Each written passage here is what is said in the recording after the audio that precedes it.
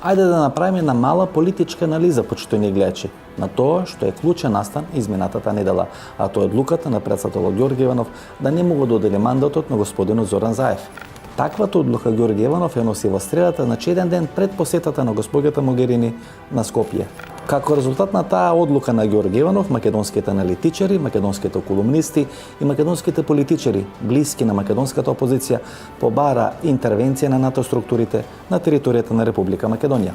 Еден ден после одлуката на Ѓорѓе Иванов и барањето на дел од македонската политичка елита за интервенција на НАТО структурите на територијата на Република Македонија, се случува еден настан кој беше пренесен само од некои македонски портали, меѓутоа таа вест воопшто не беше ниту соодветно третирана, ниту соодветно објасната пред македонската јавност. Јас ќе се обидам да ја цитирам таа вест, која вели дека началникот на генералштабот на РАМА, генерал подполковник господинот Методија Величковски ја предводи делегацијата на АРАМА која престојува официјална посета на командата на армијата на вооружените сили на САД во Европа со седиште во Висбаден, Германија. Што тоа значи, почитувани гледачи? Тоа значи најмалку три работи. Прво, НАТО структурата може да интервенира на територијата на Република Македонија само со поддршка и со помош на Пентагон, бидејќи која друга војна структура би можел генералниот секретар на НАТО да испрати да интервенира на територијата на Република Македонија. Војската на Чешка, на Словачка, на Шведска или на Норвешка може да испрати само американски структури стационирани во Бонстил и во Авијано.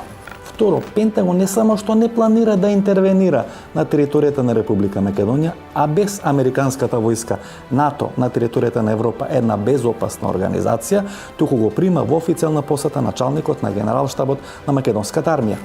Бидејќи во изминатите 12 месеци врховниот командант и претседателот на Република Македонија господин Ѓорѓе Иванов изврши серија на чистки и на кадровски поместувања по врвот на структурата на македонската армија, тоа значи дека армијата е под контрола на Ѓорѓе Иванов, тоа значи дека началникот на ГШ е под контрола и човек на Ѓорѓе Иванов, иако тој е примен од воената структура на Пентагон која делува на територијата на Европа.